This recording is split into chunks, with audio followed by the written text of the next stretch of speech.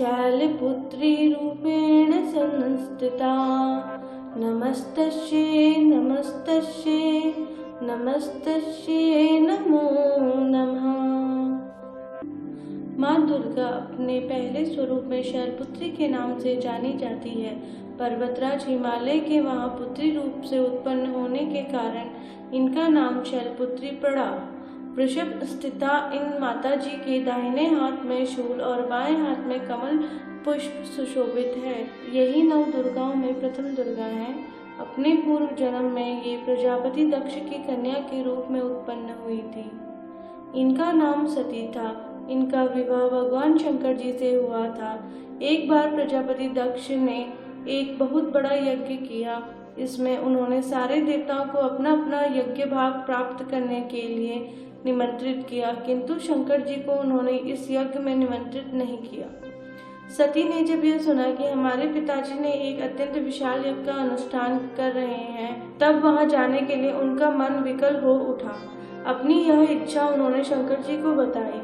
सारी बातों पर विचार करने के बाद उन्होंने कहा, प्रजापति दक्ष किसी कारणवश हमसे रुष्ट है। अपने यज्ञ में उन्होंने सारे देवताओं को निमंत्रित किया है, उनके यज्ञ भाग भी उन्हें समर्पित किए हैं, किंतु हमें जानबूझकर नहीं बुलाया है, कोई सूचना तक नहीं भेजी है। ऐसी स्थिति में तुम्हारा वहां जाना किसी भी प्रकार से श्रेयस्कर नहीं होगा। शंकर जी के इस उपदेश से सती का प्रबोध नहीं हुआ। पिता का यज्ञ देखने वहां जाकर माताओं और बहनों से मिलने की उनकी व्यग्रता किसी प्रकार से भी कम न हो सकी। उनका प्रबल आग्रह देखकर भगवान शंकर जी ने उन्हें वहां जाने की अनुमति दे दी। सती ने पिता के घर में पहुंचकर देखा कि कोई भी उनसे आदर और प्रेम के साथ बातचीत नहीं कर रहा है। सारे लोग मुंह फेरे हुए हैं। केवल उनकी माता ने ही स्नेह से उन्हें अपने गले से लगाया। बहनों की बातों में भी व्यंग और उपहास के भाव भरे हुए थे। परिजनों के इस व्यवहार से उनके मन को बहुत क्लेश पहुंचा।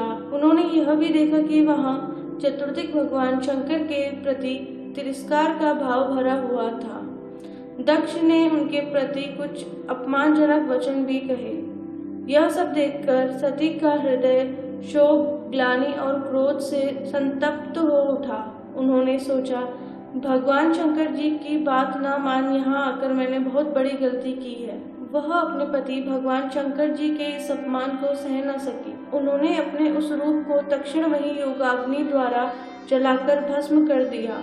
वज्रपात के समान इस दारुण दुखद घटना को सुनकर शंकर जी ने क्रुद्ध हो अपने गणों को भेजकर दक्ष के यज्ञ को पूर्णतः विध्वंस कर दिया। सती ने योग निद्रा द्वारा अपने शरीर को भस्म कर अगले जन्म में शैलराज हिमालय की पुत्री के रूप में जन्म लिया। इस बार वह शैलपुत्री के नाम से विख्यात हुई। पार्वती हेमवती भी उन्हीं के नाम है। उपनिषद की एक कथा के अनुसार इन्हीं हेमवती स्वरूप से देवताओं का गर्भ भंजन किया था। शैलपुत्री देवी का विवाह भी शंकर जी से ही हुआ था। पूर्व जन्म की भांति इस जन्म में भी वह शंकर जी की अर्धांगिनी बनी। नवदुर्गाओं में प्रथम शैलपुत्री दुर्गा का महत्व और शक्ति अनंत है। नवरात्र पूजा में प्रथम दिन इन्हीं की पूजा और उपासना की जाती है। इस प्रथम दिन उपासना में योगी अपने मन को मूलाधार चक्र में स्थित करते हैं। यहीं से उनकी योग साधना का प्रारंभ होता है। बोलो माँ शैलपुत्री माता की जय। या देवी सर्वभूतेषु शैलपुत्री रूपेण संस्थिता। नमस्तस्यै नमस्तस्यै नमस्तस्यै नमो नमः।